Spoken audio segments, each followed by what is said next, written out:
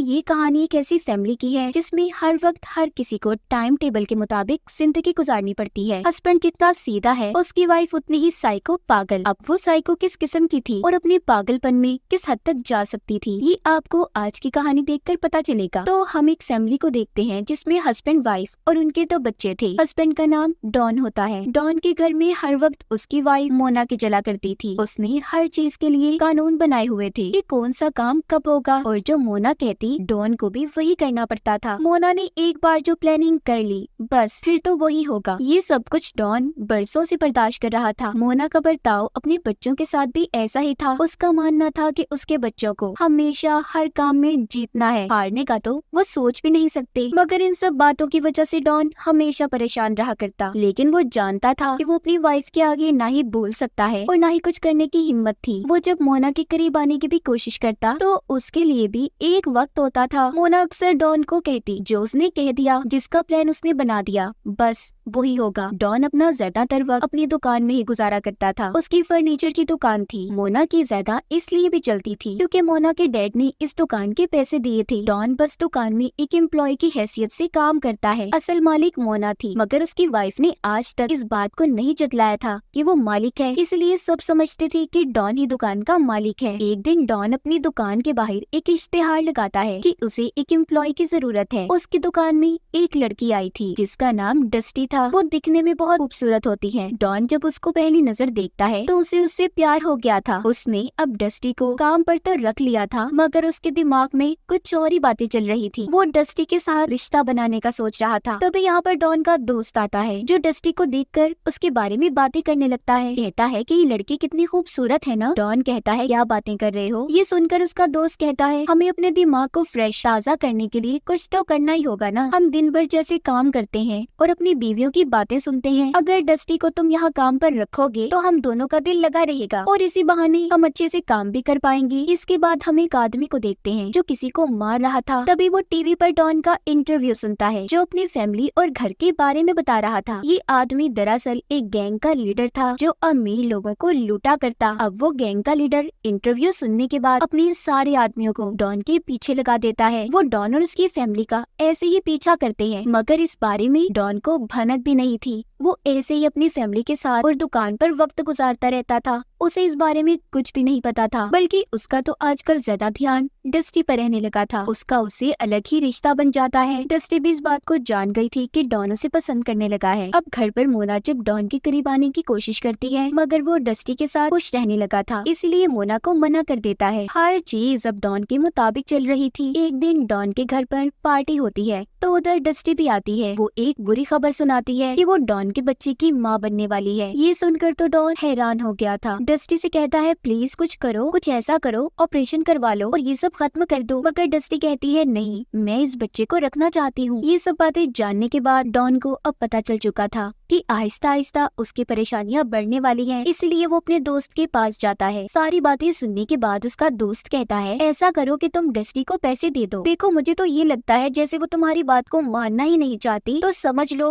वो तुम्हें आगे आगे ब्लैकमेल करेगी। मुझे लगता है डस्टी ऐसी ही लड़की है। उधर हम डस्टी को देखते हैं जो कहीं पर जा रही थी। वो एक आदमी के पास जाती है। ये वही आदमी था जो अभी कुछ देर पहले किसी को मार रहा था और जिसने डॉन का इंटरव्यू सुनकर उसका पीछा भी किया था। तो यहाँ पर हमें पता चलता है कि डस्टी भी इसी गैंग का हिस्सा थी। गैंग का लीडर हमेशा एक अमीर आदमी को टारगेट करता, जिसके बाद उसके पास डस्टी को भेज देता था। फिर ये सब मिलकर उस आदमी को बेवकूफ बनाकर लूटा करते। मगर इस बार मामला थोड़ा अलग था। डस्टी भी डॉन को पसंद करने लगी थी। अगले दिन डस्टी जब ऑफिस में जाती है तो डॉन उसे $13,000 देता है और कहता है कि देखो, मैं बाल बच्चों वाला आदमी हूँ और पीछा छोड़ दो मेरा। ये सुनकर डस्टी रोने लगी थी। कहती है कि तुम मुझे क्या समझते हो, मैं कोई भिखारी हूँ या कोई ऐसी वैसी लड़की जो तुम मुझे पैसों का लालच दे रही हो। मैं तो तुम्हारे साथ रहना चाहती थी, लेकिन अगर तुम ये सब चाहते हो तो ठीक है, मैं चली जाती हूँ। वो पैसों को लेकर चली जाती है। अब जब वो गैंग के लीडर के पास आती है तो उसे वो पैसे देती है, जिसे देखकर वो गुस्से हो गया था और कहता है कि तुम इतने थोड़े पैसे क्यों लाई हो। वो उसे डांट कर कहता है कि जल्दी तुम्हें उस आदमी से $25,000 लेने होंगे। इसीलिए अब डस्टी दोबारा डॉन को कॉल करती है और फिर उससे और पैसे मांगती है। ये सुनने के बाद अब डॉन की मुश्किलात दिन ब दिन बढ़ने लगी थी, क्योंकि डॉन के पास इतने पैसे नहीं थे। इसीलिए अब वो ये सोचता है कि उसे सारी बातें अपनी वाइफ मोना को बता देनी चाहिए, मगर उसे डर भी लग रहा था क्योंकि वो नहीं जानता था कि मोना क्या करेगी। फिर भी वो अपनी वाइफ को सारी बात बता देता है। पहले तो वो ये सब सुनकर बड़ी पुरसुकून नजर आ रही थी और एक एल्बम लेकर बेड के ऊपर बैठ जाती है। उसे देखकर ऐसा लग रहा था कि जैसे उसे किसी बात से कोई फर्क ही ना पड़ा हो। इसीलिए डॉन को अब मोना से डर लग रहा था। खैर वो बोल पड़ती है और डॉन से पूछती है, क्या अब भी तुम उस लड़के से प्यार करते हो? डॉन कहता है, नहीं, बिल्कुल नहीं, मैं सिर्फ तुमसे प्यार करता हूँ, बस तुम्हारे और अपने बच्चों के साथ रहना चाहता हूँ। मोना अपना असली रूप दिखाती है। वो डॉन को बहुत बातें सुनाती है। उसे कहती है, ये बात कभी मत भूलना, आज तुम जो कुछ भी हो बस मेरी वजह से हो, वरना उसके पास ना ही ये आलीशान घर होता और ना पैसे। मोना कहती है, ठीक है, मेरे पास एक आइडिया है, तुम उस लड़की को कॉल करो और पूछो उसे क्या चाहिए। अब जब डॉन उसे कॉल करता है, डस्टी से पूछता है कि तुम्हें अब और क्या चाहिए। वो कहती है, मुझे और $20,000 चाहिए। ये सुनकर डॉन ने कॉल को बंद कर दिया था। मोना ये सुनकर डॉन से कहती है, देखो ये लड़की तुम्हारा पीछा कभी नहीं छोड़ेगी, इसीलिए तुम्हारे पास दो रास्ते हैं, या तो इसे मार दो, अगर ऐसा कुछ नहीं कर सकते तो मुझे डाइवोर्स दे दो, जिसके बाद तुम्हारे पास कुछ भी नहीं रहेगा, ना ही शानो शौकत और ना कभी बच्चों से मिल पाओगे। ये बातें सुनकर डॉन सोच में पड़ गया था, क्योंकि वो किसी को भी मारना नहीं चाहता था। मोना उसे इस तरह अब परेशान करती रहती है कि वो क्या करेगा। एक दिन वो उसके ऑफिस जाकर उसे एक दवा देती है। कहती है, ये लो, ये तुम डस्टी को पिला देना, क्योंकि वो जानती थी कि आज रात वो डॉन से पैसे लेने आने वाली है। मगर डॉन को इस बात से अब डर लग रहा था। खैर फिर भी वो दवा लेकर डस्टी से मिलने चला जाता है। वो उसे अब एक ड्रिंक में शामिल कर वो दवा पिला देता है। डस्टी जैसे ही ड्रिंक को पीती है, उसे चक्कर आने लगे थे और बेहोश हो जाती है। तभी उधर मोना भी आ जाती है। कहती है, डॉन इसे उठाओ और अपने घर लेकर चलो। डॉन भी मोना की बात को मान रहा था और उसे लेकर घर आ जाता है, मगर वो अभी भी होश में थी। डॉन को बहुत डर लग रहा था, मगर वो इस बात से ज्यादा डरा हुआ था कि उसकी वाइफ डस्टी के साथ क्या करने वाली थी। खैर अब मोना डॉन को कहती है, जाओ जाकर हथौड़ा लेकर आओ। डॉन जब उसे लेकर आता है तो मोना कहती है, इसे डस्टी को मारो और बेहोश कर दो। ये सुनकर डॉन कहता है, नहीं, मैं ऐसा नहीं कर सकता। वो कहती है, ये काम तो तुम्हें ही करना पड़ेगा डियर, आखिर चक्कर भी तो तुम्हारा ही था ना इसके साथ। लेकिन डॉन ऐसा नहीं कर पाता। अब मोना डॉन के हाथ से हथौड़ा लेती है और उसे डस्टी के सर में देकर मारती है। वो पहले ही वार से मर चुकी थी, मगर अभी भी मोना का दिल भरा नहीं था। वो डस्टी की लाश को उठाकर गैराज में ले आती है और उसकी लाश के टुकड़े टुकड़े कर देती है। थी ना मोना साइको, उसने उसके जिस्म को हजारों हिस्सों में बांट दिया था। ये सब कुछ देखने के बाद डॉन को उल्टियाँ आ रही थी, क्योंकि ये मंजर उसके लिए बहुत ही भयानक था। वो सोच भी नहीं सकता था कि उसकी वाइफ इस हद तक पागल हो सकती है। अब ऐसे ही वक्त गुजरता रहता है। बहुत दिन गुजर चुके थे। उधर गैंग का लीडर जो डस्टी के लिए परेशान था, क्योंकि कई दिन से ना तो वो मिलने आई थी और ना ही उसने फोन किया था। दूसरी तरफ डॉन जो अपने घर पर था, जब उसकी नजर बाहर पड़ती है तो उसके सामने गैंग का लीडर था जो उसके बेटे से बात कर रहा था। डॉन भागकर बाहर जाता है, लेकिन तब तक वो गैंग का लीडर जा चुका था। लेकिन वो डॉन के बेटे के हाथ में एक नोट पकड़ा कर जाता है, जिसमें लिखा था कि वो उससे मिलना चाहता है और उसे डस्टी के बारे में बात करनी है। ये सब जानने के बाद डॉन भी डर चुका था, मगर वो जानता था कि उसे लाजमी गैंग के लीडर से मिलना ही होगा। वो ऐसे ही उसका पीछा नहीं छोड़ेगा। इसीलिए अब वो रात को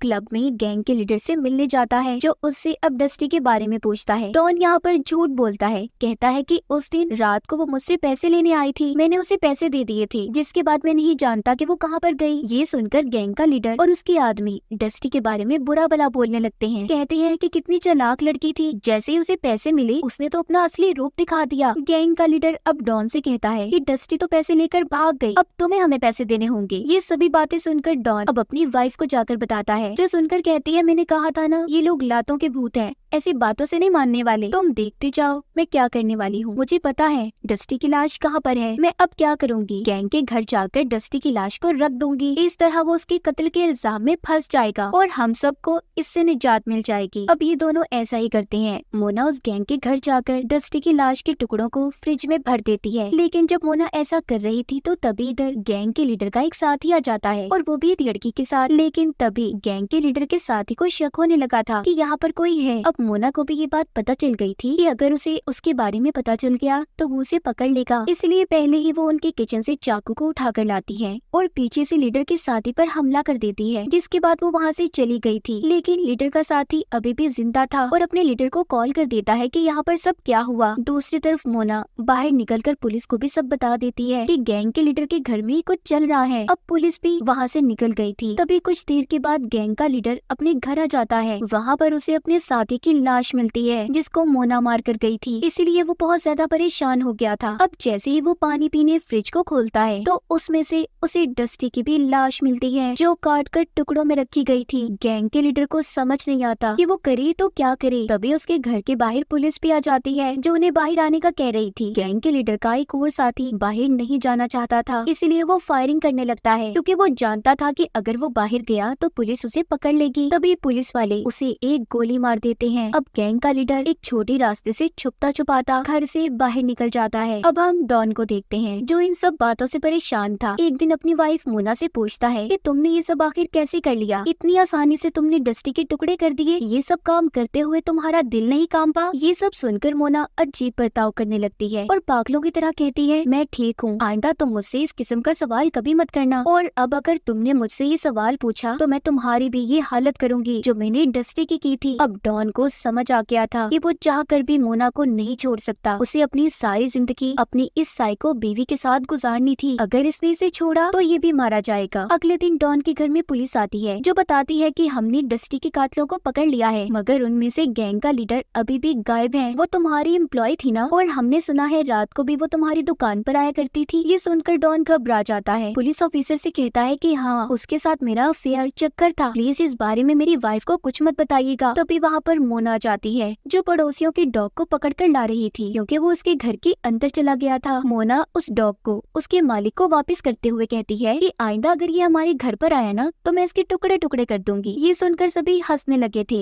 एक दिन डॉन के बेटे की पार्टी थी, सभी बहुत मजे कर रहे थे। जब अंदर जाकर डॉन फ्रिज को देखता है तो उसे पता चलता है कि उसके अंदर तो उसके पड़ोसी के डॉग की लाश पड़ी है जिसको मोना ने मार दिया था। मतलब वो उस दिन झूठ नहीं कह रही थी, उसने सच में डॉग के टुकड़े कर दिए थे। ये देखकर डॉन बहुत परेशान हो जाता है। बाहर पार्टी में एक गेम चल रही थी मगर मोना का बेटा बार बार हार रहा होता है। अब जिस बच्चे से वो हार रहा था मोना उसके मॉम डैड की बहुत बेइज्जती करती है। ये सब खड़ा डॉन भी देख रहा था। अब उसकी बेटी अपने भाई से गेम की स्टिक लेती है और वही करती है जैसा मोना चाहती थी, यानी कि उसकी मॉम। ये देखकर डॉन सोचता है कि मोना तो ऐसे उसकी बेटी को भी अपने जैसा बना देगी और कहीं उसके मासूम बेटी को भी पागल न कर दे। डॉन अब प्लान बनाता है, उसे अब मोना के साथ नहीं रहना था। वो घर के अंदर जाकर बिजली की सारी तारें निकाल देता है ताकि जैसे ही कोई लाइट जलाए एक शॉर्ट सर्किट हो, और फिर गैस के सिलेंडर को भी खोल देता है ताकि लाइट जलाकर आग लगे और गैस फैलने की वजह से बड़ा सा धमाका हो। अब वो बाहर आ जाता है और मोना को बुलाकर कहता है कि डियर, क्या तुम मेरे खाने के लिए फ्रिज से कुछ ला सकती हो। इसलिए मोना जब अंदर जाती है तो डॉन बाहर आ जाता है क्योंकि वो जानता था कि अब ब्लास्ट होने वाला है। अंदर मोना जैसे ही लाइट के बटन को दबाती है एक बहुत बड़ा ब्लास्ट होता है जिसमें मोना की मौत हो गई थी, बिल्कुल वैसी जैसे डॉन ने सोची थी। इसी तरह वक्त गुजर जाता है। हम डॉन को देखते हैं जो अपने दोनों बच्चों के साथ एक आलीशान महल में हंसी खुशी जिंदगी गुजार रहा था। अब वो पहले से ज्यादा अमीर हो गया था। उसे अपनी वाइफ के मरने के बाद इंश्योरेंस के पैसे भी मिले थे। तभी बहुत खुश थे क्योंकि इन्हें अब किसी टाइम टेबल के मुताबिक नहीं चलना पड़ता। डॉन ने अपने साथ साथ बच्चों की जिंदगी को भी आजाद कर दिया था। अब जब ये अपने बच्चों को लेकर गाड़ी में जा रहा था तभी हम यहाँ पर गैंग के लीडर को देखते हैं जो उसका पीछा करता है। वो अपनी बाइक पर था। वो सब जान चुका था कि डस्टी को डॉन ने और उसकी वाइफ ने मिलकर मारा था, इसीलिए वो डॉन की गाड़ी के पीछे 2 गोलियां चलाता है। आवाज सुनकर ऐसा लग रहा था कि शायद उसने डॉन को भी खत्म कर दिया। ये चीज हमें नहीं दिखाई जाती। तो ये थी कहानी एक साइको वाइफ की जो हद से ज्यादा पागल थी, मगर कहीं न कहीं वो डॉन से प्यार भी करती थी। इसीलिए वो उसे धमकी दिया करती कि अगर वो उसे छोड़ कर गया तो वो उसे मार देगी। मगर मोना कहीं पर गलत थी। अगर सोचा जाए तो ऐसी जिंदगी कोई आदमी नहीं गुजार सकता जैसी मोना ने डॉन को दी। मगर डॉन ने भी मोना के साथ गलत किया, उसे मार दिया और आखिर में अपनी जान से भी गया। इसलिए कहा जाता है ना,